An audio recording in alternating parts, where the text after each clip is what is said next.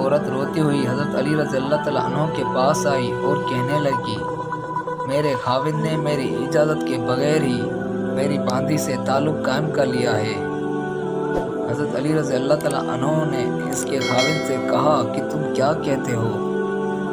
اس نے کہا، میں نے اس کی اجازت سے ہی اس کے ساتھ تعلق قائم کیا ہے۔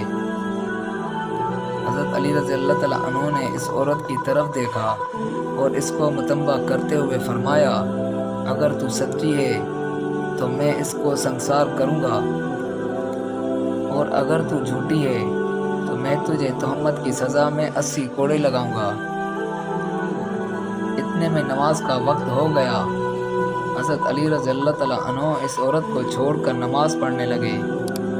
عورت نے سوچا تو اس سے اپنے خاوند کا سنسار کیا جانا یا اس کو کوڑے لگنا تکلیف دہ محسوس ہوا، چنانچہ وہ بھاگ گئی۔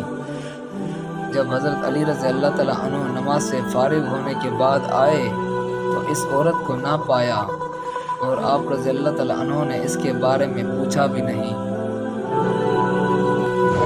Thanks for watching this video. For more updates, subscribe this channel.